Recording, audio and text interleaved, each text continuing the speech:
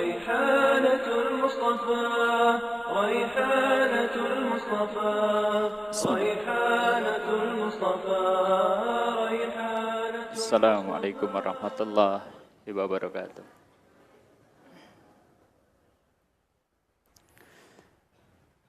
إن الحمد لله نحمده ونستعينه ونستغفره ونعوذ بالله من شرور أنفسنا ومن سيئات أعمالنا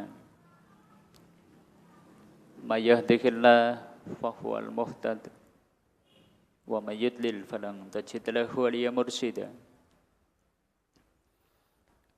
أشهد أن لا إله إلا الله وحده لا شريك له وأشهد أن محمدا عبده ورسوله الذي لا رسول ولا نبيه بعده. اللهم صل وسلم وبارك على محمد وعلى آله وأصحابه ومن تبعهم بإحسان إلى يوم الدين.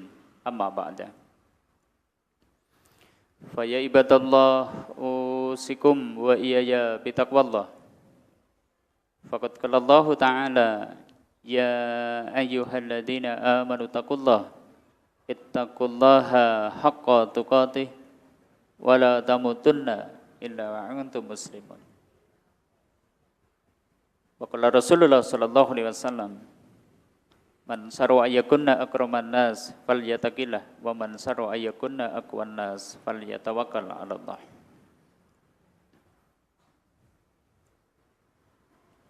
Bapak Ibu saudara-saudari kaum muslimin, ikhwani wa akhwati fiddin, arsyadakumullah.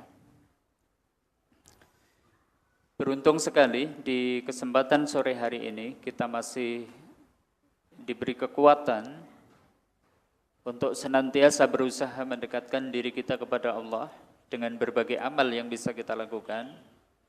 Karena sungguh sekali lagi ujian di penghujung Ramadan sedemikian dahsyatnya.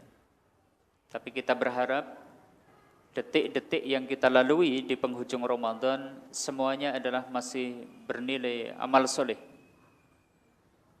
Semuanya bernilai kebaikan sehingga kemudian bisa lebih mendekatkan diri kita kepadanya, bahkan kalau bisa kita bisa meraup kemuliaan yang ada di penghujung Ramadan ini. Untuk itu kita syukuri nikmat ini kaum muslimin radhiyallahu. Dan kita berharap kita termasuk di antara juara-juara Ramadan. Kita ini adalah alumni-alumni yang berhasil, ya, alumni yang sukses di bulan Ramadan ini sehingga keluar dengan membawa gelar takwa, sehingga keluar sudah terhapus dosa dan kesalahan kita.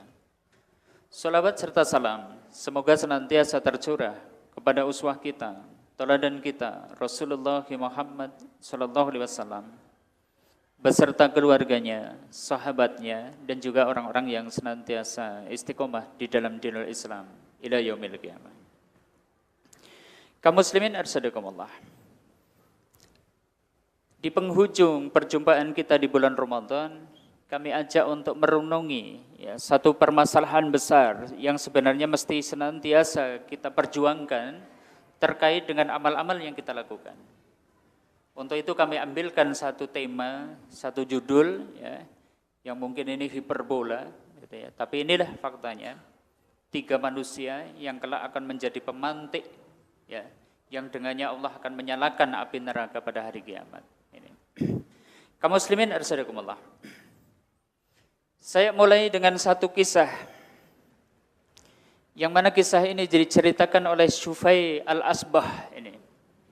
Syufai al-Asbahi.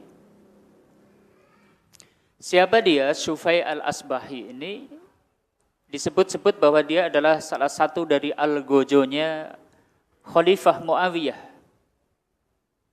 Algojo itu adalah orang yang ditugasi untuk melakukan hukuman had.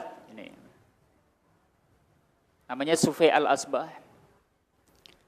Suatu saat beliau ini berkunjung ke kota Madinah dan kemudian mendapati ada satu majelis orang itu berkerumun, sehingga kemudian Syufai ini bertanya, ini majelis siapa? Ini siapa yang dikerumuni? Gitu ya.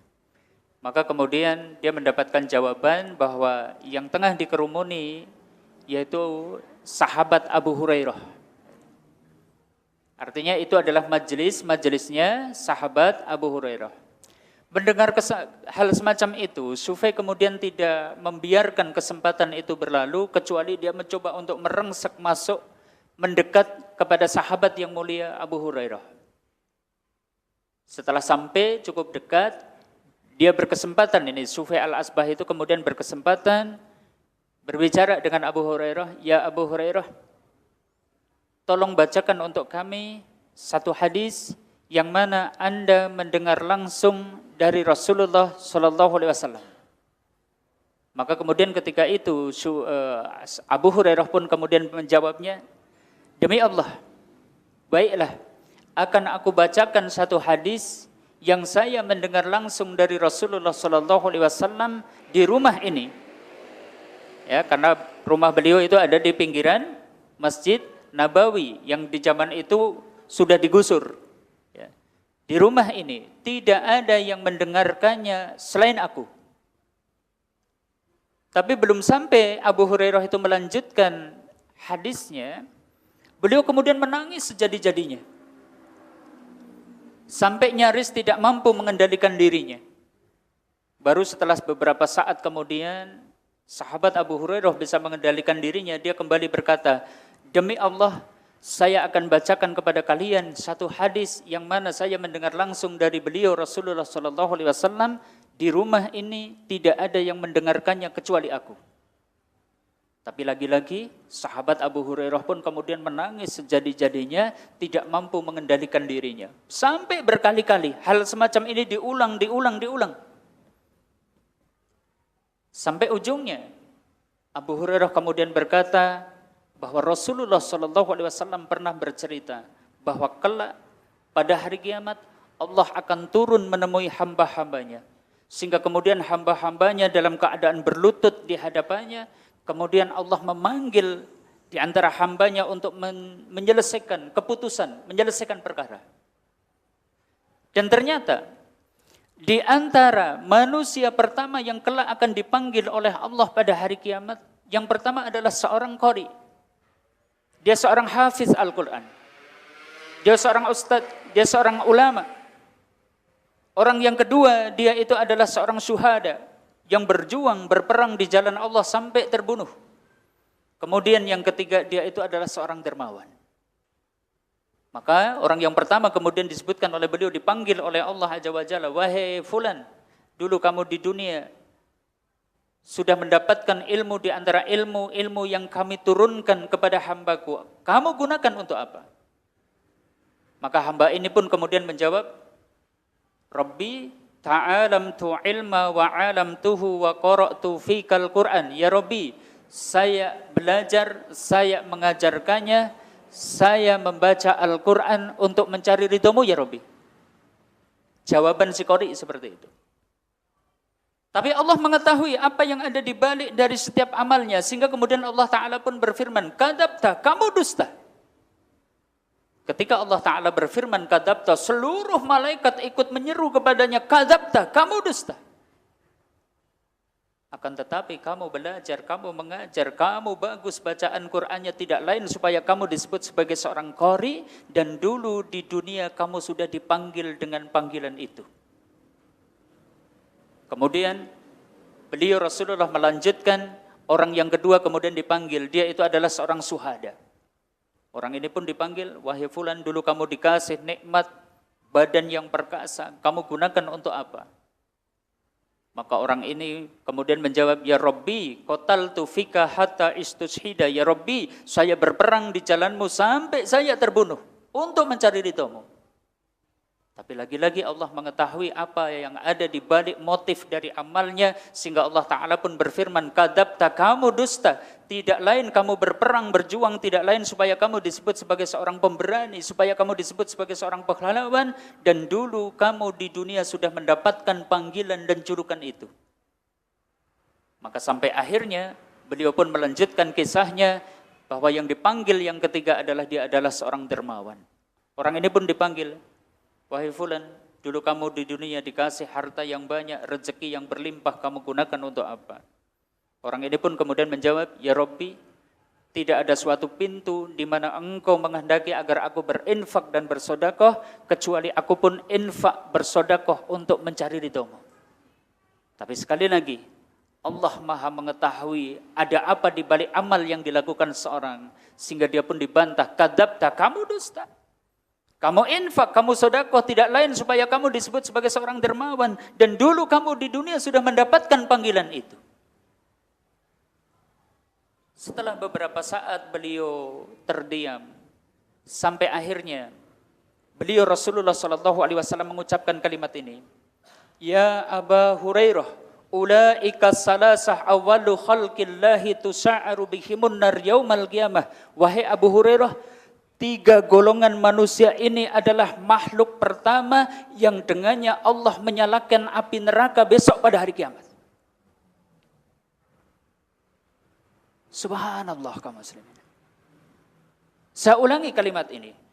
Ya Aba Hurairah, wahai Abu Hurairah, ulaika salasah awalu khalqillahi tusa'aru bihimun nar yaumal qiyamah. Wahai Abu Hurairah, 3 golongan manusia ini adalah makhluk pertama yang Allah Ta'ala jadikan api neraka menyala dengannya besok pada hari kiamat. Subhanallah kaum muslimin. Lihatlah. 3 orang ini membawa amal besar di hadapan Allah. Dia seorang qari, dia seorang hafidz Quran, dia seorang syuhada yang terbunuh di jalan Allah. Dia itu seorang dermawan yang mungkin dia itu senang infak dan bersedekah. Bukannya mendapatkan kemuliaan dengan amal besarnya, bahkan di sini disebutkan awalu khalqillahi tusa'aru bihimun nar yaumal qiyamah. 3 golongan manusia inilah yang pertama kali api neraka dinyalakan dengannya. Ternyata bukan seorang pezina, ternyata bukanlah seorang pemabuk, ternyata bukanlah seorang pembunuh, ternyata bukanlah seorang ahli maksiat yang lain. Bahkan orang yang membawa amal besar ini. Sufai al-Asbah kemudian pulang menemui Khalifah Muawiyah. Dia kemudian bercerita, ya Amirul Mukminin, saya telah masuk ke kota Madinah, bertemu dengan sahabat yang mulia, sahabat Abu Hurairah. Kemudian dia membacakan untukku 1 hadis, kemudian dibacakan itu satu persatu tadi runtutannya, sampai kemudian dia pun mengatakan, ya Abu Hurairah, bahwasanya Rasulullah bersabda, ya Abu Hurairah, ulaika salasah awalu khalqillahi tusa'aru bihimun nar yaumal qiyamah. Sahabat Muawiyah pun menangis sejadi-jadinya kaum muslimin. Jika mereka mendapatkan seperti itu, lalu bagaimana dengan kami, kata Muawiyah. Orang yang membawa amal besar saja menderita, lalu bagaimana dengan kita yang amalnya sedikit dan itu pun belum tentu ikhlas.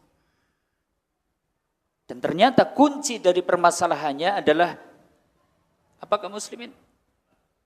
Yaitu karena suatu amal yang tidak dilandasi dari kemurnian untuk mencari ridho Allah, maka itu hanyalah akan menjadi kehinaan bagi pelakunya besok pada hari kiamat. Untuk itulah kaum muslimin, di penghujung Ramadan ini, saya ajak untuk merenungi perkara ini. 3 golongan manusia ini menjadi pemantik api neraka besok pada hari kiamat. Hari ini kita bisa melakukan amal besar. Kita sudah menunaikan ibadah puasa. Mungkin bacaan Al-Quran kita sudah melampaui 1 juz 1 hari. Kita sudah banyak berinfak dan bersedekah di bulan Ramadan ini. Kita bisa qiyamul lail di tiap malamnya. Bahkan di 10 hari terakhir bulan Ramadan kita iktikaf. Satu pertanyaan yang harus kita jawab. Ya, satu pertanyaan yang harus kita renungi, tanyakan kepada diri kita. Dari ribuan ayat yang sudah kita baca, berapa ayat di antaranya yang murni hanya untuk mencari keridhaan Allah Ta'ala semata? Dari jutaan rupiah yang kita infakkan, kita sedekahkan, berapa rupiah di antaranya yang murni untuk mencari keridhaan Allah Ta'ala semata? Dari puluhan ratusan sujud yang sudah kita lakukan di bulan Ramadan, berapa sujud di antaranya yang murni untuk mencari ridho Allah Ta'ala semata? Sungguh perkara ini layak kita renungi kaum muslimin. Karena jangan-jangan kita termasuk di antara golongan ini yang banyak bacaan Qur'annya, yang berjuang di jalan Allah, yang banyak infak dan sedekahnya, tapi justru menjadi ini. Tusa'aru bihimun nar yaumal qiyamah, yang dengannya Allah menyalakan api neraka besok pada hari kiamat. Hadis ini diriwayatkan oleh Imam Tirmidzi dengan sanad yang sahih. Kaum muslimin, dari situ mari kita kupas. Kata kuncinya ini, riya di dalam beramal, yang menjadi sebab sehingga 3 golongan manusia ini justru malah menjadi pemantik api neraka besok pada hari kiamat, yaitu karena dari setiap amalnya hanyalah riya ini. Kita bahas dari situ. Apa ini riya, kaum muslimin? Apa itu riya? Pamer bagaimana? Boleh secara bahasa, riya dari kata ro'a. Ro'a artinya dilihat. Senang kalau amalnya dilihat. Tapi ini bagian kecil saja. Saya ambilkan dari perkataan Imam Al-Qurtubi. Beliau mengatakan seperti ini. Riya adalah mencari apa yang ada di dunia dengan sebentuk ibadah atau mencari tempat di hati manusia. Saya ambilkan kata kuncinya ada 2, dunia dan ibadah. Dia mencari apa yang ada di dunia dengan sebentuk ibadah. Sebentuk ibadah dulu ini. Apa sebentuk ibadah? Salat, sedekah, apa lagi? Baca Quran, tahajud, umroh, haji. Ibadah, ini semua bentuk ibadah. Tapi sebentuk ibadah itu ternyata digunakan untuk mencari dunia. Apa itu dunia? Sanjungan, pujian, harta, kedudukan. Ini yang disebut dengan riya, kaum muslimin arsadakumullah. Subhanallah. Dari situ, sungguh riya ini satu perkara yang mana orang berilmu pun kadang tidak selamat daripadanya. Kalau syarat diterimanya amal itu ada 2, 1 shawab, yaitu artinya benar. Benar artinya mutaba'ah, ngikutin apa yang dicontohkan oleh Nabi, ittiba'ur Rasul, derek dengan apa yang dituntunkan oleh Rasul. Syarat yang kedua adalah khalisan lillah, murni untuk mencari ridho Allah. Kalau syarat yang pertama, asal orang berilmu bisa selamat, tapi kalau syarat yang kedua, khalisan lillah, orang berilmu pun bisa terjatuh ke dalam riya ini. Dari situ mari kita tengok apa sih sebab-sebabnya sehingga orang itu kemudian terjatuh, terjerumus sehingga kemudian riya di dalam amalnya. 1, yaitu orang yang senang kalau disanjung-sanjung.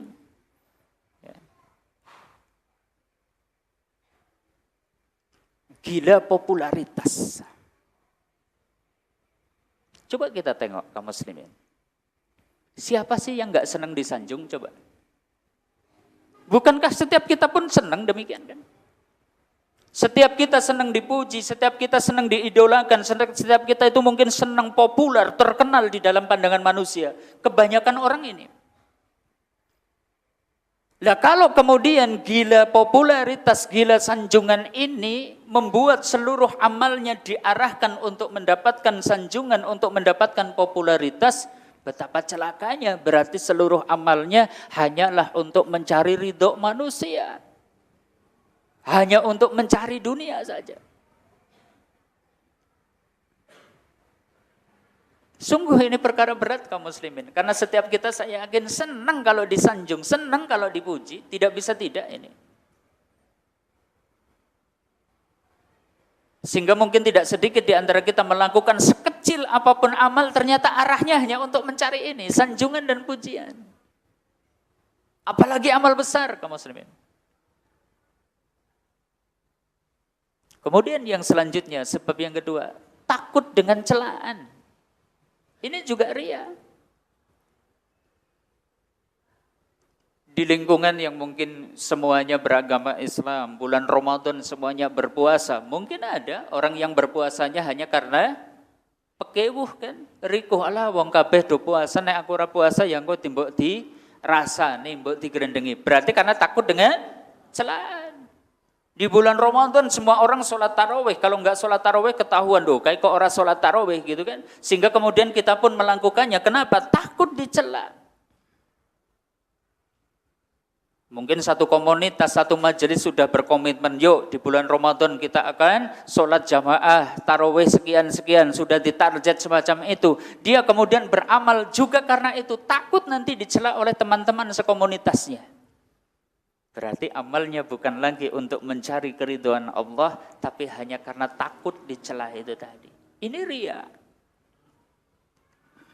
Atau juga sebab yang selanjutnya, rakus dengan harta atau takut kehilangan harta. Orang beramal karena rakus dengan harta, takut kehilangan harta.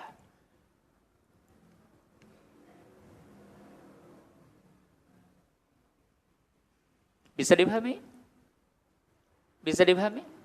Lihat, semua ini bukankah kita banget, artinya kita senang dicanjung, kita senang popularitas, kita takut dicela, kita pun sangat mendambakan ingin banyak hartanya, takut kehilangan harta. Tapi jika ini semua yang kemudian mengantarkan kita untuk melakukan sebentuk ibadah, sholat kita untuk sanjungan, haji umroh kita juga hanya untuk mencari sanjungan, betapa ruginya kaum muslimin.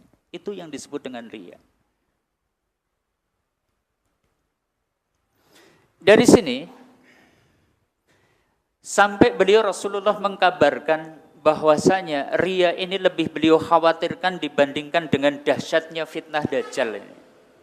Sebagaimana di dalam Ibnu Majah yang disebutkan, ala uhbirukum bima huwa ahwafu alaikum ahwafu alaikum indi minal masihud dajjal. Maukah kukabarkan kepada kalian sesuatu yang lebih aku khawatirkan atas kalian, ya. Yang aku khawatirkan, lebih aku khawatirkan atas kalian minal masihid dajjal, dibandingkan dengan fitnah Al-Masihud Dajjal. Masih ingat kita pernah membahas Dajjal? Masih ingat? Betapa dahsyatnya fitnah Dajjal. Ternyata beliau ada sesuatu yang lebih beliau khawatirkan terhadap kita. Gitu ya. Kalau dulu kita bahas bahwa tidak ada satu fitnah yang lebih dahsyat dibandingkan dengan sejak diturunkannya Nabi Adam alaihissalam, ya, kepada manusia dibandingkan dengan fitnah Dajjal. Di dalam hadis ini justru beliau kemudian menekankan lagi, ala uhbirukum bima huwa ahwafu alaikum indi minal masihid Dajjal. Maukah kukabarkan kepada kalian satu perkara yang lebih aku khawatirkan atas kalian dibandingkan dengan fitnah Al-Masihud Dajjal? Maka kemudian para sahabat menjawab, kulna bala. Maka kami pun menjawab, ya, iya ya Rasulullah, apa itu yang lebih dahsyat dibandingkan dengan fitnah Dajjal? Maka beliau kemudian mengatakan, faqala, beliau menjawab, asyirkul khafi, syirik yang tersembunyi. Gimana? Asyirkul khafi, syirik yang tersembunyi. Apa itu syirik yang tersembunyi? Ayyakuma rajulu yusalli wa yuzayyinu salatahu lima yaro min nadhari rajulin. Yaitu seseorang melakukan sholat, dia membaguskan sholatnya dikarenakan dipandang oleh seseorang. Ini yang disebut dengan syirkul khafi. Coba, pernah kayak gitu enggak? Kita membaguskan amal karena dilihat orang. Pernah atau tidak? Pernah atau tidak? Ya Allah, kadang kita sering kayak gitu. Nek jenengan sholat sunnah kiambaan teng griya, kilat khusus Pak, sing diwaca Al-Kausar karo wal asri. Kayak gitu enggak? Gitu Pak Badan. Tapi ketika kita sholat di masjid, kebetulan yang ngelihat banyak yang dibaca Al-Baqarah. Sujud wae ngantek setengah jam ki ora rampung-rampung. Ini kan namanya fayuzazzinu sholatahu, dia membaguskan sholatnya. Kenapa? Karena di hadapan orang banyak, karena di hadapan seseorang gitu loh. Ini syirkul khafi kaum muslimin, lebih dahsyat daripada fitnah Dajjal. Tidak cuma sholat maksudnya, kita tidak cuma sholat. Kalau sedekah kok ternyata enggak ditulis, ya sudah ngisinya sedikit. Tapi kalau namanya kok harus dipampang, sedekahnya jadi banyak. Ini namanya memperbagus amal ketika dilihat oleh orang. Berat enggak? Kalau begitu ikhlas berat enggak? Subhanallah. Perkara yang paling berat kaum muslim. Bisa beramal semua orang atau banyak orang bisa beramal besar itu bisa, Pak. Tapi sedikit diantaranya yang mampu untuk bisa ikhlas.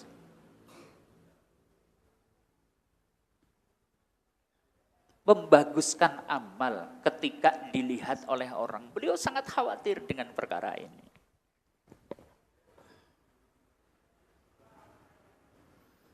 Nek dino Senin gitu kan, digawe mlakune kelenggut. Men ditakoni, Pak. Loh, jenengan keton lemes temen gitu kan. Nah, terus kan jadinya jawab, lah biasa dina Senin gitu loh. Enggak jawab lagi puasa, Pak. Biasa dina Senin. Maksudnya apa niku? Iya. Oh, berarti anu biasa nek dina Senin Kemis mesti puasa. Digawe lemes gitu.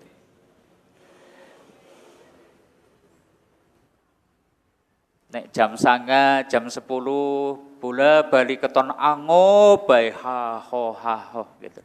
Lho jenengan kok kayak kesel teman, kayak ngantuk teman. Lah wong tangine jam loro gitu. Udah lah anu ngapa? Nonton bal jebul. Untuk sholat tahajud itu gitu loh. Tapi orang suka memperbagus amalnya gitu loh. Ketika dipandang oleh orang. Nah, dari situ kaum muslimin. Ini di dalam Ibnu Majah ya. Mari kita coba tengok. Apa sih, Pak? Dahsyatnya bahaya riya ini, Pak. Kalau kita sampai beramal, amalnya hanya karena riya saja. Satu, amal yang didasari hanya karena riya, amalnya tertolak kaum muslimin. Tidak diterima amalnya. Mengapa demikian? Karena perintahnya demikian. Surat Al-Bayyinah ini. Wa ma umiru illa liya'budullaha mukhlishina lahuddina. Dan sesungguhnya tidaklah mereka diperintahkan illa kecuali liya'budullah, untuk beribadah kepada Allah. Beribadah itu apa?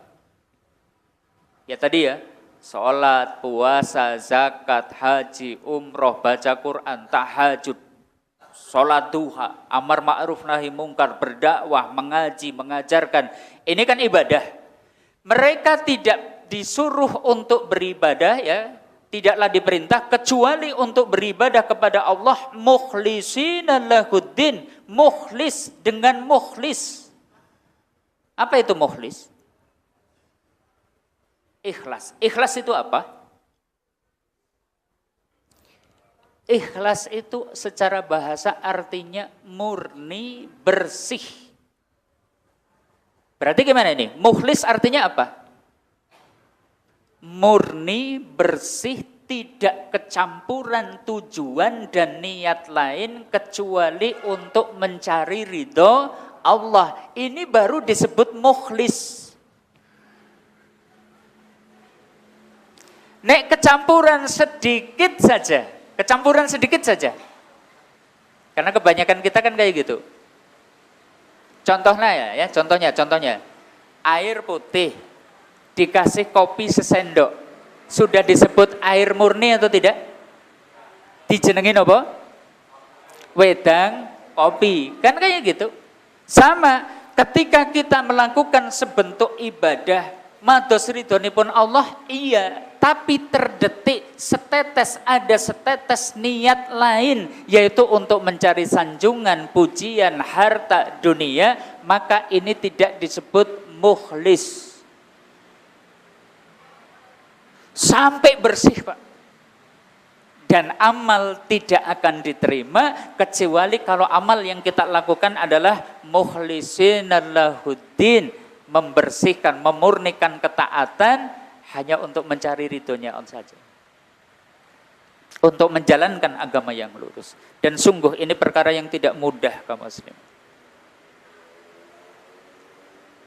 Ibnu Qayyim pernah mengatakan bahwa ini adalah lautan yang tak bertepi. Maksudnya bagaimana? Lautan tak bertepi, maksudnya bagaimana? Sulit untuk kita jangkau, gitu loh.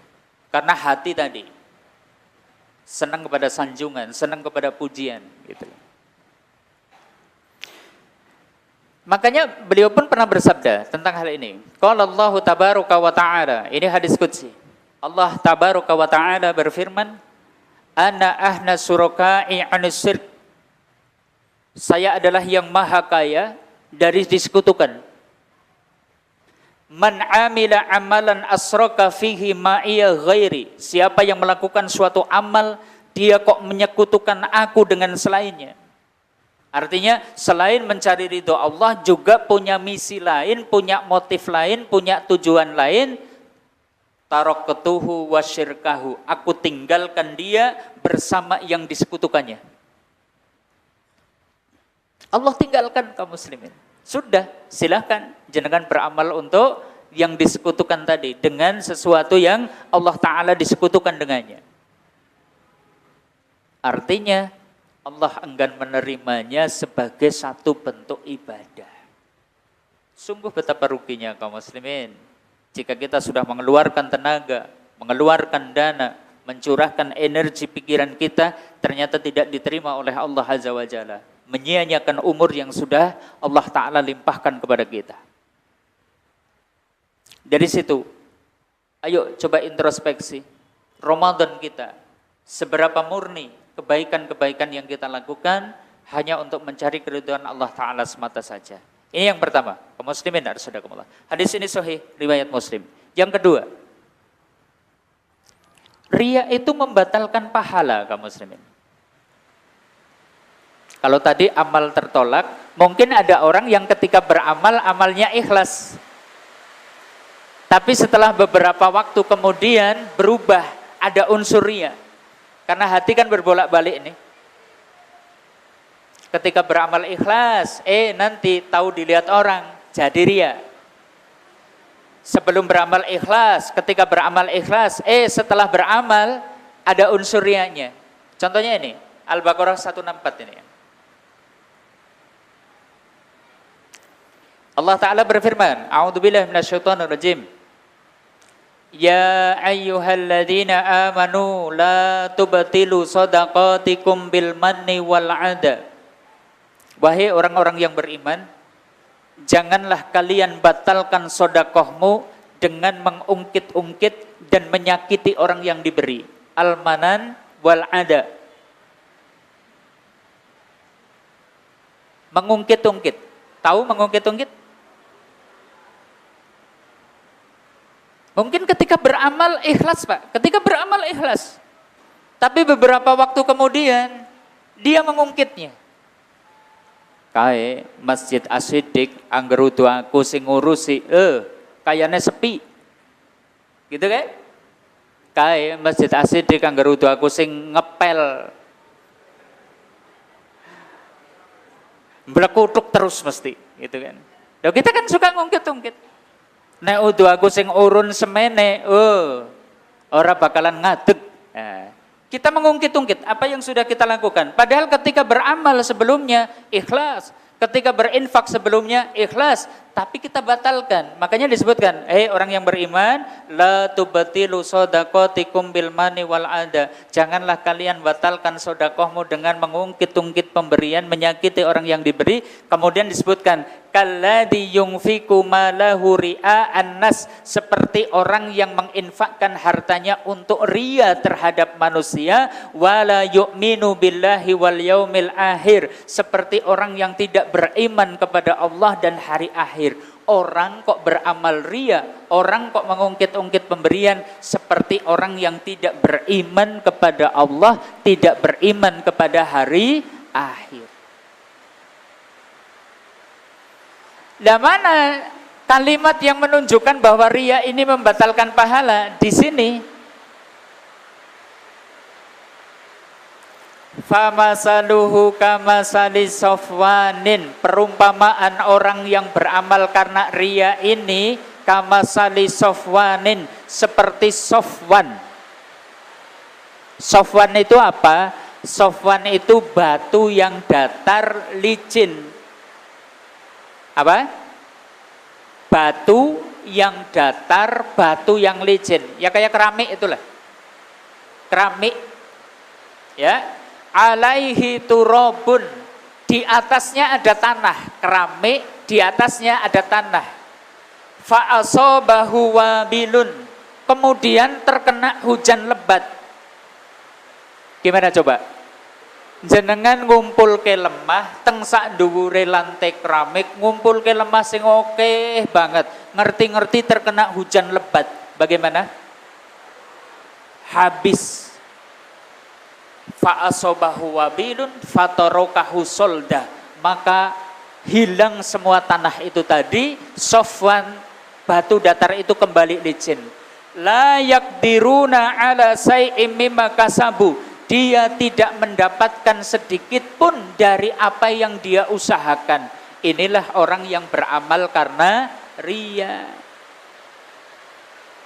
Seperti orang yang mengumpulkan tanah di atas batu licin. Ya Allah, betapa susahnya ini. Dari situ kaum muslimin, ayo senantiasa berusaha menanyakan kepada diri kita. Tangan kita bergerak, kaki kita melangkah, mata melihat, lisan bicara, telinga mendengar. Itu semua untuk apa? Coba kita tanyakan. Mencari ridha Allah atau tidak? Kalau tidak, berhenti dulu.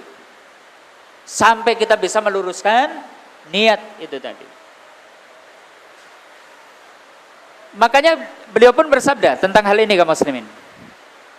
Inna ahwafa ma akhafu alaikum syirkul ashar. Sesungguhnya di antara perkara yang paling aku khawatirkan atas kalian itu adalah syirik kecil. Kalau tadi syirik apa? Syirkul khafi, syirik yang tersembunyi. Ini beliau menyebut dengan asyirkul ashar, syirik kecil. Ya. Qalu, sahabat bertanya, ya Rasulullah, wa ma syirkul ashar, syirik kecil niku nopo ya Rasulullah? Qala, beliau bersabda, ar-riya, yaitu riya. Syirik kecil itu apa? Riya. Innallaha tabaraka wa ta'ala yaqulu yaumal qiyamah, ya, sesungguhnya Allah tabaraka wa ta'ala itu akan berfirman besok, ya, pada hari kiamat. Tuzazal ibadu bi a'malihim, hari di saat Allah membalas amal-amal hamba-hambanya, ya. Allah itu berfirman, idhabu ilal ladina kuntum turauna bi a'malikum.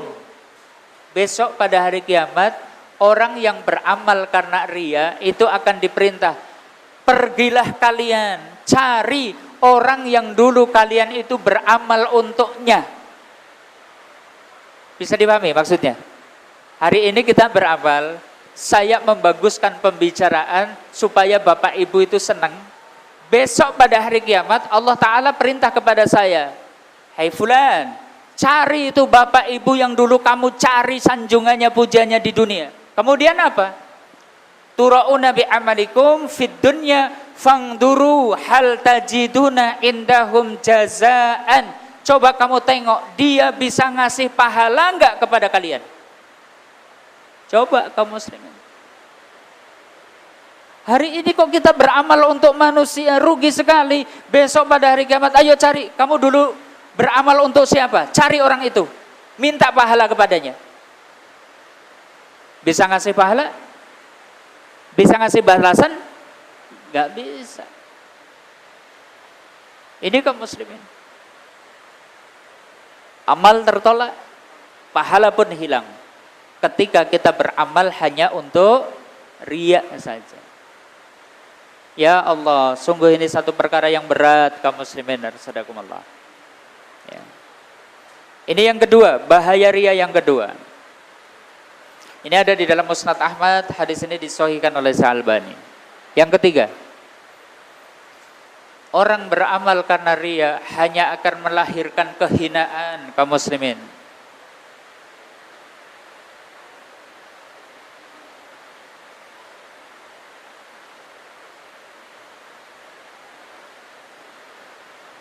Beliau bersabda tentang ini, man sama an-nasa bi'amalihi, siapa yang memperdengarkan amalnya kepada manusia.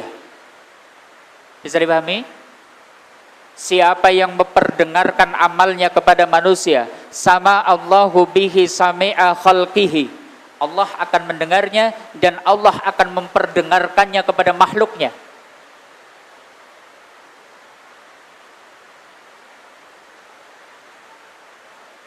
Maka kemudian Allah bersabda, beliau bersabda, wasaharuhu wa haqqarahu, dan itu akan menghinakannya dan itu akan merugikannya. Qala ya, fadarafat aina Abdullah. Ketika itu Abdullah ibnu Ammar yang meriwayatkan hadis ini, beliau kemudian meneteskan air matanya. Orang kok ingin memperdengarkan amalnya kepada manusia, orang kok senang memamerkan amalnya kepada manusia, Allah jadikan seluruh manusia mendengar melihatnya. Tapi wasaharahu wa haqqarahu, manusia nanti akan menghinakannya, manusia nanti akan merendahkannya. Gak akan disanjung, Pak. Orang beramal karena riya itu ujungnya bukanlah sanjungan, ujungnya bukanlah pujian, cuma celaan saja. Ini kadang jelang 2017 kan kayak gitu, banyak orang tiba-tiba jadi baik, banyak orang tiba-tiba jadi dermawan. Kayak gitu enggak ya? Kayak gitu enggak ya? Sing RT ini lagi bangun mau sholat, tiba-tiba kepengen apa ya? Semen, keramik gitu kan. Bareng mangko tahun 2017 enggak jadi, gimana? Orang-orang gimana? Kisinen ke, ora dadi ke. Sehingga kemudian gimana? Semennya ditarik lagi. Jere kemudian jamaah arep ndukung aku siki ternyata ngapusi ngene semene balikna keramiknya didedeli, Pak. Wasaharahu wa haqqarahu, itu hanya akan menjadi kehinaan, hanya akan merugikan dirinya sendiri ketika amal kok tidak khalisan lillah, bukan untuk mencari ridha Allah.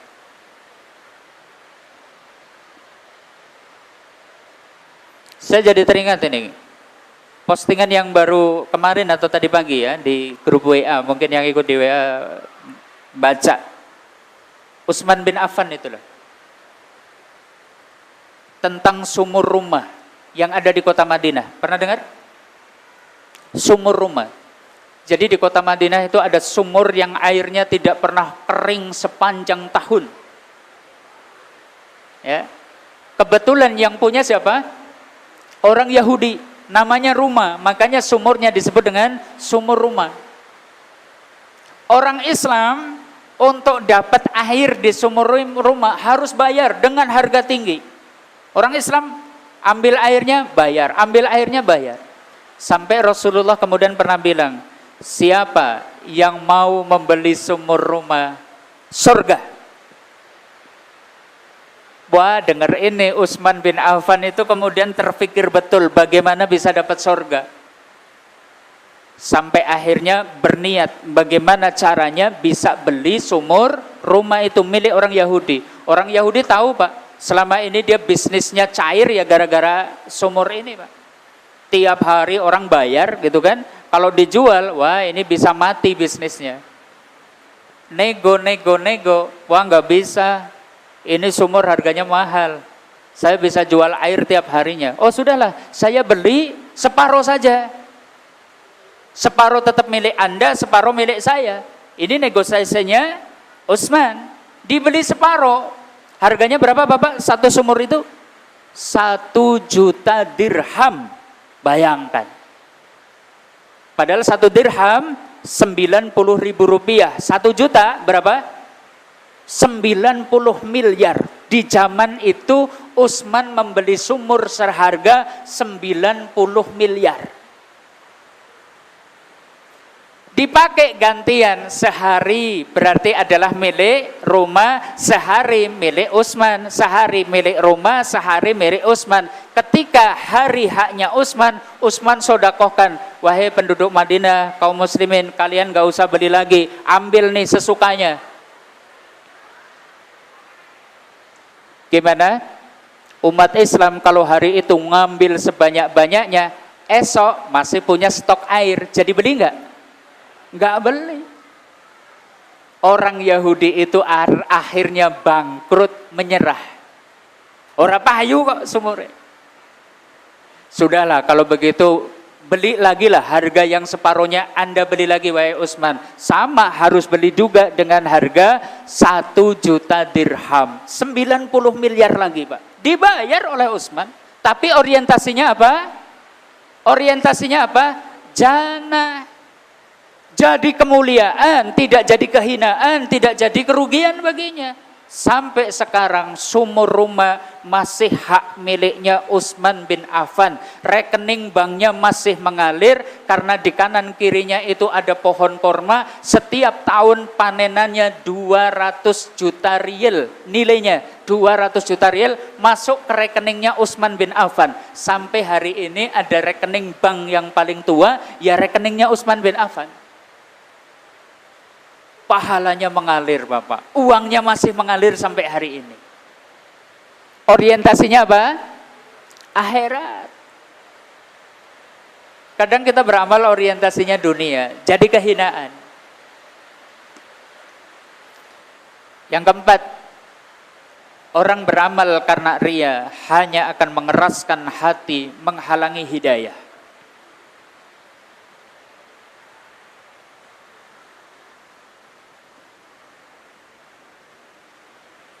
Yuk kita renungi surat Al-Baqarah ayat 9 ayat 10 ini. Ini karakter orang munafik ayat 9 ayat 10. Orang munafik itu bagaimana? Ayo, karakter orang munafik itu bagaimana? Jasadnya bagus, hatinya buruk, ya. Nampak Islam dohirnya, hatinya menyimpan kekafiran. Orang ria nggak jauh beda dengan orang munafik. Ketone ape, tapi neng jerone niatnya niat lain. Ada udang di balik rempeyek, gitu ya. Angger wis akhir-akhir Ramadan ini pinggirannya rempeyek wae gitu loh. Gitu. Makanya disebutkan oleh Allah, yukhadi'unallaha walladzina amanu.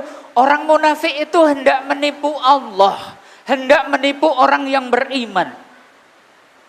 Bagaimana tidak menipu Pak orang munafik? Sholat jamaah, oh ahli sholat jamaah. Haji umroh, berangkat haji umroh ini orang munafik. Jihad fisabilillah, orang munafik ikut berjihad fisabilillah. Tapi mereka hendak menipu Allah dan orang yang beriman dengan amalnya itu. Allah ditipu, bisa enggak? Allah ditipu, bisa enggak? Gak bisa. Orang beriman ditipu, bisa nggak? Bisa. Orang beriman mungkin loh kayak wong apikan temen ya gitu loh. Tapi Allah nggak bisa ditipu. Makanya kemudian disebutkan, wa ma yahda'una illa anfusahum wa ma yas'urun. Mereka tidaklah menipu kecuali diri mereka sendiri, sedangkan mereka tidak menyadarinya. Kemudian ini kita garis bawah ini. Mana yang membuktikan riya mengeraskan hati, menghalangi hidayah?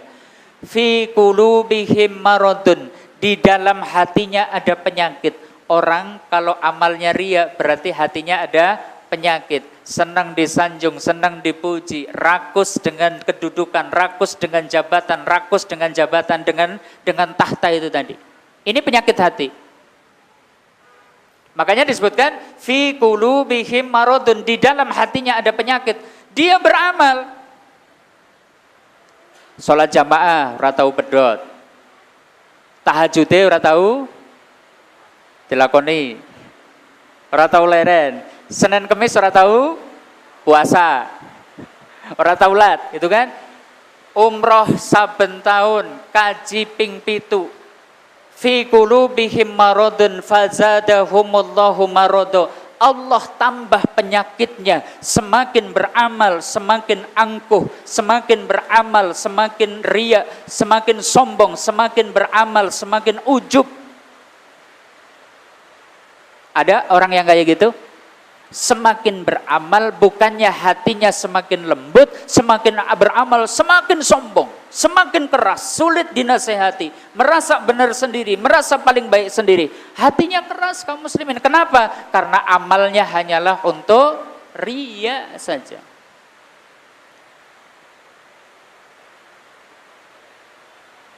Wa malahum adabun alimum bima kanu yakdibun, dan bagi mereka ada siksa yang pedih disebabkan mereka berdusta. Ketone nindak ke ibadah, tapi yang dicari hanyalah mencari sanjungan kedudukan di dalam pandangan manusia. Ini kaum muslimin. Ini yang keempat. Yang kelima, riya itu sebab utama seseorang itu terjatuh su'ul khotimah.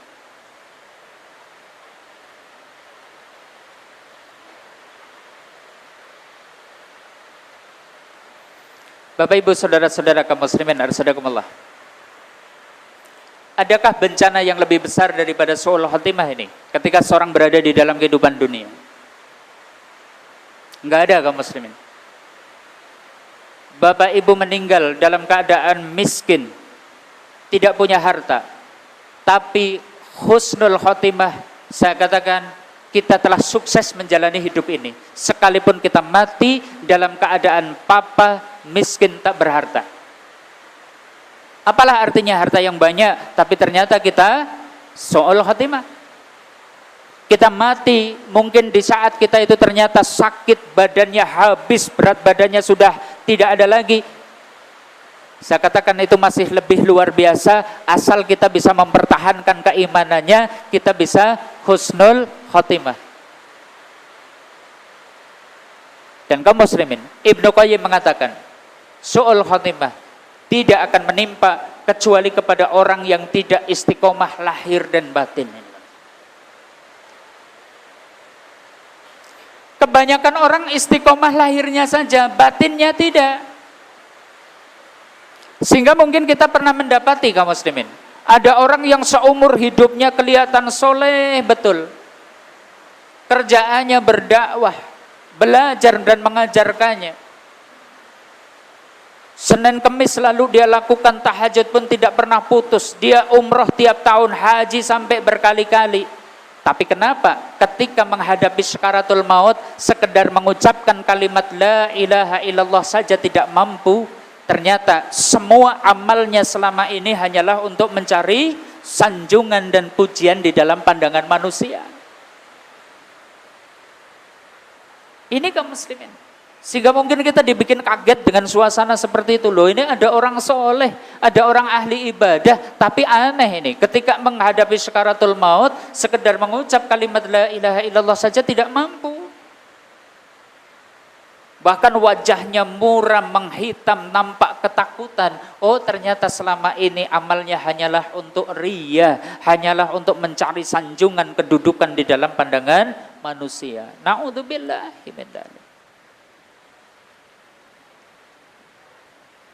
Dan terakhir, riya hanyalah akan menjadi sebab kesengsaraan besok di yaumil akhir kaum muslimin. Versi lain tentang hadis tadi yang di awal-awal tadi dibacakan ya, beliau pun bersabda ya, sesungguhnya manusia pertama yang kelak akan diadili besok pada hari kiamat, rajulun alaihim istushida, yaitu seorang yang mati syahid di jalan Allah. Fa'utiya bihi ni'matahu fa'arafahu, dia kemudian dipanggil, ditanyakan nikmat-nikmat yang telah dia dapatkan di dalam kehidupan dunia. Dia pun kemudian mengakuinya, ya saya mendapatkan nikmat yang banyak. Maka Allah Ta'ala pun berfirman, wa ma amaltu fika, kamu gunakan untuk apa nikmat itu? Orang ini kemudian menjawab, qataltu fika hatta istushida, saya berperang untuk mencari ridhomu sampai saya terbunuh. Tapi Allah Ta'ala kemudian menjawabnya, kadzabta, kamu berdusta. Kamu berperang, berjuang, tidak lain supaya kamu disebut sebagai seorang pahlawan, supaya disebut sebagai seorang pemberani. Faqad qila, dan sungguh kamu sudah dipanggil seperti itu di dalam kehidupan dunia. Summa amara bihi fasuhiba ala wajhihi hatta ulqu finnar. Maka kemudian Allah memerintahkan, seret orang itu di atas mukanya, lemparkan ke neraka. Subhanallah kaum muslimin. Orang yang kedua pun sama, yaitu orang yang dia itu belajar dan mengajarkan, dia itu bagus bacaan Al-Qur'annya. Dia dipanggil di hadapan Allah, disebutkan nikmat-nikmatnya, dia pun kemudian mengakui nikmat itu tadi, sehingga kemudian Allah Ta'ala pun bertanya, wa ma amaltu fika, kamu gunakan untuk apa dari nikmat itu tadi, kamu amalkan apa? Orang ini kemudian menjawab, ta'alamtu ilma wa alamtuhu wa qara'tu fikal Qur'an. Aku menuntut ilmu, aku mengajarkannya, aku membaca Al-Quran hanya untuk mencari ridhamu. Tapi Allah tahu ada apa di balik amalnya, sehingga Allah Ta'ala pun berfirman, kadzabta, kamu dusta. Walakinnaka ta'alamtu ilma wa alamtuhu wa qara'al Qur'an liyuqala huwal qari. Kamu belajar, mengajar, kamu membaca Al-Quran tidak lain supaya kamu disebut sebagai seorang qari. Faqad qila, dan dulu kamu di dunia sudah dipanggil dengan panggilan itu. Summa amaru bihi fasuhiba ala wajhihi hatta ulqu finnar. Seret orang itu di atas mukanya, lemparkan ke neraka. Dan orang yang ketiga, dia pun seorang dermawan tadi. Dia dipanggil di hadapan Allah, ditanyakan tentang nikmat-nikmat yang dia dapatkan di dalam kehidupan dunia, sampai akhirnya ditanya, wa ma amaltu fika, kamu gunakan untuk apa nikmat itu tadi? Orang itu pun kemudian menjawab, ya Rabbi, tidak aku tinggalkan sedekah maupun infak kecuali untuk mencari ridhamu ya Rabbi. Allah lagi-lagi mengetahui apa yang ada di balik amal kita, sehingga kemudian Allah Ta'ala pun berfirman, kadzabta, kamu dusta, kamu berinfak, kamu bersedekah, tidak lain supaya kamu disebut sebagai seorang dermawan. Faqad qila, dan dulu kamu sudah mendapatkan julukan seperti itu. Maka lagi-lagi Allah Ta'ala pun berfirman, summa amaru bihi fasuhiba ala wajhihi hatta ulqu finnar. Seret orang itu di atas mukanya, lemparkan ke dalam neraka. Kaum muslimin dan saudarakumullah, inilah riya. Betapa dahsyatnya dampak buruknya, sehingga Imam Ad-Dahabi pun mengatakan, ar-riya akbaru minal kabair. Riya dosanya lebih besar daripada dosa besar. Kalau kita mungkin pernah melihat orang yang berzina, kemudian kita mencaci makinya, menganggap dia hina, rendah, ketahuilah riya lebih dahsyat dari itu. Kalau kita mungkin pernah melihat di televisi ada seorang pembunuh sadis yang memutilasi korbannya, ketahuilah riya lebih dahsyat daripada itu. Akbaru minal kabair, lebih besar daripada dosa besar, kaum muslimin. Jadi kalau di ranking pertama itu adalah syirkul akbar, ranking bawahnya adalah syirkul ashor. Syirkul ashor itu apa? Riya. Baru kemudian al-kabair, dosa-dosa besar yang lain. Membunuh, berzina, minum minuman keras, dan sebagainya. Layak jika kemudian tadi, bagaimana? Beliau pernah bersabda kepada Abu Hurairah bagaimana tentang 3 golongan manusia yang beramal karena riya? Ulaika salasah awalu khalqillahi tusa'aru bihimun nar yaumal qiyamah. 3 golongan manusia ini adalah makhluk pertama Allah yang dengannya Allah akan menyalakan api neraka besok pada hari kiamat. Mereka inilah pemantiknya api neraka, kaum muslimin. Bapak Ibu saudara-saudari, kaum muslimin dan saudarakumullah. Mungkin tips bagaimana ini caranya supaya kita bisa riya. 1, secara global, fahami kaum muslimin, apa sih hakikat kehidupan dunia? Kalau hari ini kita beramal untuk mencari sanjungan, pujian, ataupun mungkin mencari harta duniawi, saya tanya, berapa lama kita nikmati itu semua? Sudah, kalau Anda menjadi orang yang populer, jangan menjadi seorang pejabat, sehingga kemudian beramal ibadah dengan riya, saya tanyakan, berapa lama Anda menikmati kenikmatan dunia seperti itu? 60? 70 tahun? Setelah itu kita akan meninggalkannya, atau dia, harta itu yang akan meninggalkan kita. Dan setelah itu yang kita dapatkan hanyalah kehinaan saja, kaum muslim.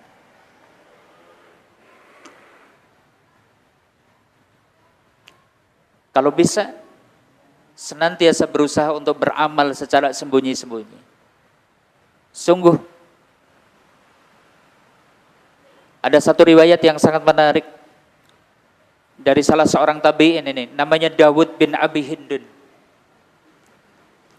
Dia bisa 40 tahun melakukan saum sunnah, keluarganya tidak pernah tahu, Pak.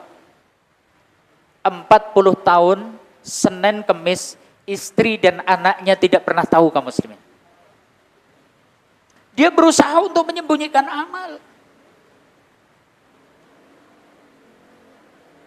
Kebetulan Dawud bin Abi Hindun itu seorang pedagang, Pak. Pagi hari dikasih bekal sama istrinya. Kanda, ini buat bekal. Sampai di pasar, dia sedekahkan. Sorenya pulang, dia makan malam bersama keluarganya. Buka itu. 40 tahun seperti itu, istrinya tidak pernah tahu suaminya melakukan saum sunnah. Kita Senin Kemis sepisan we dadak bola bali deketon kelelet men pada takon gitu loh. Loh, ketone kok lemes teman Rika. Iyalah biasa ge, Senin Kemis gitu. Sembunyikan kaum muslimin. Kita sodako sekali saja. Gimana? Di foto, kemudian gimana? Wah, diposting nang WA. Loh, itu PDP kayak gitu. Ya ini lembaga itu mestinya memang melaporkan, memang tujuannya kayak gitu. Tapi kita beramalnya harus lillah, untuk mencari keridhaan Allah. Sembunyikan amal. Dan jangan takut celaan, kamu. Kadang kita beramal kan gitu, mencari ridho manusia. Tapi kalau mencari ridho manusia nggak ada poge, Pak. Jenengan api kau banget, tetap enten sing ngenyek napa mboten? Tetap ada yang mencela nggak? Iya, mbok api kau banget, ada yang benci dengan kita kok, Pak. Contohnya Nabi lah. Kurang apa Nabi? Ada yang benci dengan beliau nggak? Banyak. Kalau kita kok beramal untuk takut celaan, mencari sanjungan manusia, wedi nek dicela, digerendengi, kita nggak pernah bisa beramal. Mencari ridho manusia sesuatu yang tidak akan mampu kita lakukan.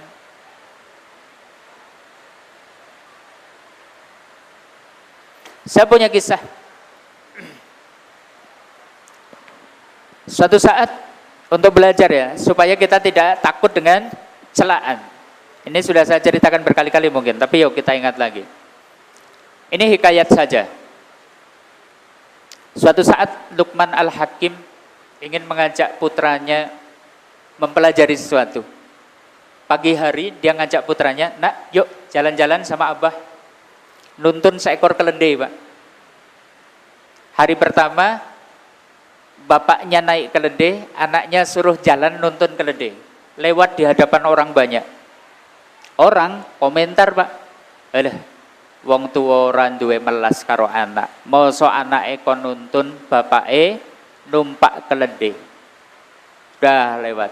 Gimana nak? Kamu dengar tadi ucapan orang-orang? Iya abah, yuk kita pulang. Esok harinya lagi, Pak. Kali ini anaknya yang naik, bapaknya yang nuntun. Jalan di hadapan orang banyak. Orang ngomong juga. Gimana? Bocah orang duwe sopan santun. Mosok bapake kon nuntun, anake numpak keledai, kebangetan banget. Lewat, nak kamu dengar tadi komentar orang? Iya abah, yuk kita pulang. Esok harinya lagi jalan lagi, nak kali ini yuk kamu naik, saya juga naik, gitu kan? Naik berdua, keledai, Pak. Keledai tahu?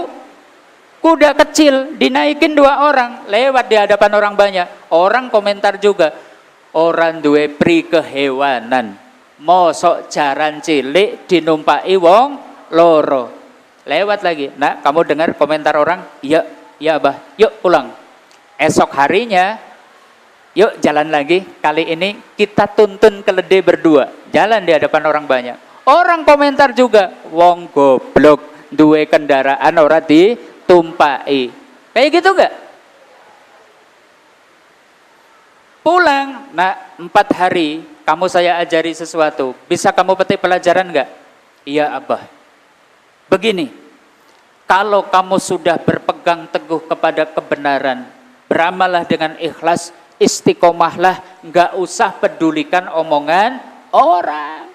Nek ngetut kayak omongan wong, gimana kaum muslimin? Allah becek tetap di komentari. Apa meneh tiyang kok nek wis duweni rasa ora seneng, orang kok sudah enggak seneng, mbok jenengan apika banget kaum muslimin, enggak bakalan dihitung apik. Kayak gitu enggak? Sebab kacamatanya sudah hitam. Wong nek nganggo kacamata ireng kabeh ketoke ireng, kan kayak gitu. Sudah beramal saja, enggak usah takut celaan. Insya Allah kita bisa beramal dengan ikhlas. Siap? Beramal ikhlas siap? Kita berusaha kaum muslimin, kita berjuang. Mungkin ini kaum muslimin arsadaqumullah yang bisa kami sampaikan. Sekedar renungan di penghujung bulan Ramadan. Yuk kita bisa beramal besar, tapi tolong luruskan niat. Kalau tidak hanya akan menjadi kerugian bagi kita. Wallahu a'lam bishawab. Sebelum kami akhiri, saya kembalikan dulu kepada pembawa acara. Mungkin yang dimaksud ini Ibu, dari yang Ibu tanyakan, yaitu satu hadis bahwasanya beliau itu pernah bersabda, tidak ada sholat bagi orang yang mendengar suara adzan kecuali di masjid. Ini loh. Ini khusus bagi laki-laki. Makanya nanti di kalangan ulama itu setidaknya ada 4 pendapat hukum terkait dengan hukum sholat berjamaah bagi laki-laki itu apa, gitu loh. Jumhur berpendapat sunnah mu'akadah. Jumhur ulama berpendapat sunnah mu'akadah. Ya. Berarti bagaimana artinya? Sholat di rumah sah atau tidak kalau sunnah mu'akadah? Sah, tapi kalau dilakukan berjamaah pahalanya lebih, yaitu 1:27, kan kayak gitu. 2, ada yang berpendapat sholat berjamaah itu adalah fardu kifayah. Apa artinya ini? Fardu kifayah, artinya apa? Bukan. Jika satu kampung tidak ada yang menegakkannya, tidak ada kumandang adzan, tidak ditegakkan sholat jamaah di sini, satu kampung ini dosa semua. Sampai ada yang menunaikannya. Lah kalau sudah ada yang menunaikannya, jenengan ngajem-ngajem, nyong bagian ngomah bae lah, wis ana sing sholat iki. Ini namanya fardu kifayah. Ada yang mengatakan fardu ain. Apa ini maksudnya? Wajib bagi semua orang, salah satunya berdalil dengan hadis tadi. Tapi itu bagi laki-laki Ibu. Bagi Ibu, sholat di rumah lebih utama daripada sholat di masjid. Kayak gitu mungkin gambarannya ya, gambarannya mungkin seperti itu. Gitu Ibu? Bagi laki-laki atau perempuan Ibu? Ya. Bagi perempuan lebih utama di rumah Ibu. Ya. Sekalipun sendirian. Sekalipun ibu sendirian di rumah, tetap lebih utama sholat di rumah. Ini ya, tadi kami sampaikan dalil yang pertama ini, sunnah mu'akkadah, saya jelaskan sekalian supaya lebih gamblang. Ini madhabnya Hanafiyah Malikiyah. Dalilnya ini, sholatu rajulin fi jama'atin tazidu ala sholatihi wahdahu sab'an wa ishrina. Sholat seseorang secara berjamaah lebih utama 27 derajat. Lebih utama 27 derajat. Ini ya. Ini menunjukkan berarti hukumnya adalah yang di rumah sah berpahala, yang di masjid sah pahalanya lebih banyak. Ada yang mengatakan syarat sahnya sholat. Ini Ibnu Taimiyah dan juga kalangan Ad-Dhahiriyah. Contohnya Abdullah Ibnu Hazm berpendapat ini. Man sami'a nida falam ya'tihi fala sholata illa min udrin. Siapa yang mendengar suara adzan kok tidak mendatanginya, maka tidak ada sholat baginya. Artinya sholatnya tidak sah kecuali kalau dia punya udzur, baru sholatnya sah. Kok udzur, jenengan meriang, kok jenengan sakit atau hujan sehingga kemudian tidak bisa ke masjid, baru jenengan sholatnya sah. Kalau tidak, berarti jenengan sholatnya tidak sah kalau masih mendengar adzan. Tapi bagi laki-laki tetap kekhususannya seperti itu. 3 fardu kifayah. Asy-Syafi'i, Abu Hanifah di dalam riwayat yang lain. Ma min salasatin fi qaryah, tidaklah ada 3 orang yang berada di suatu kampung wala badwin atau di suatu lembah la tuqamu fihimus salat, kok tidak ditegakkan salat illa qad istahwada alaihimus syaitan, kecuali kampung itu akan dikuasai setan. Jadi tetap harus ada yang menegakkan salat jamaah. Nah, ini Syafi'i dan Hanifiyah. Kemudian ada yang mengatakan fardu ain. Ini pendapat sekulungan sahabat, mayoritas ulama Hanafiyah, mayoritas ulama Hambaliyah. Dalilnya banyak. Di antaranya ini di dalam Al-Qur'an. Ternyata di dalam surat An-Nisa ayat 102, sekalipun lagi berkecamuk perang zaman dulu bagaimana? Perang zaman dulu bagaimana? Face to face, berhadap-hadapan gitu kan? Kok datang waktu sholat, tetap disuruh sholat. Satu pegang senjata, satunya sujud, yang satu jaga-jaga, yang satu gantian. Ini menunjukkan, lah apalagi kalau tidak perang, gitu loh maksudnya. Surat Al-Baqarah 43, farka'u ma'ar raki'in, rukuklah bersama orang-orang yang rukuk. Berarti maksudnya bagaimana? Sholat jamaah, perintah ini kan. Fa'aqimus salat wa atuz zakah warka'u ma'ar raki'in. Ini ya. Kemudian pujian bagi orang yang mendirikan salat. Surat An-Nur, rijalun la tulhihim tijaratu wala bai'un an dzikrillah wa iqamis shalah. Ini laki-laki yang luar biasa. Dia tidak dilalaikan dengan bisnis perniagaannya, pekerjaannya dari menegakkan salat. Menegakkan salat termasuk jamaah. Ada celaan bagi orang yang enggan mendatangi adzan. Nah, ini menunjukkan akan wajibnya. Itu dalil di dalam Al-Qur'an. Di dalam As-Sunnah ini Rasulullah ngancem, orang kok nggak mau menghadiri sholat jamaah, beliau ancam bakar rumahnya. Nah, ini kan ngeri kan, keras kan? Wah, ini berarti serius ini ancamannya gitu kan. Kemudian tidak ada dispensasi bagi orang buta. Abdullah bin Ummi Maktum buta, nggak ada yang nuntun. Ya Rasulullah, saya minta dispensasi, boleh nggak saya sholat sendiri di rumah? Saya buta, nggak ada yang nuntun. Beliau awalnya jawab, ya nggak apa-apa, kamu sholat aja di rumah. Begitu orang ini pamit keluar, sebentar. Kamu dengar suara adzan enggak? Dengar ya Rasulullah. Ya sudah, hadiri. Oh, buta wajib hadir sholat jamaah. Jangan bisa melihat lebih pasti lagi untuk menghadiri sholat jamaah. Ditambah, nih, beliau dan para sahabat tidak pernah meninggalkan sholat jamaah. Adanya rukhsah, adanya udzur menunjukkan bahwa menghadiri sholat jamaah hukumnya adalah wajib. Buktinya di dalam fikih ada udzur di mana seseorang boleh tidak menghadiri sholat jamaah. Kalau sunnah pakai udzur nggak? Nggak usah, nggak pakai udzur nggak apa-apa. Tapi ini ada udzurnya sehingga seorang boleh tidak sholat jamaah. Gitu mungkin. Alhamdulillah wassalatu wassalamu ala Rasulillah la haula wala quwata illa billah. Kita berbuat supaya nanti bisa menjadi contoh bagi yang lain. Bagaimana? Ini termasuk riya atau tidak? Tergantung, Pak. Dia niatnya untuk mencari ridho Allah atau tidak? Loh kan kuncinya ada di situ. Kembalinya untuk mencari ridho Allah atau tidak? Lah saya biar orang pada niru. Tapi yang saya cari bukannya orang yang niru itu tadi. Yang saya cari ridho Allah. Saya cari ridho Allah supaya saya dapat pahala banyak karena nanti banyak orang yang mengikutinya. Ini bukan termasuk riya yang semacam itu.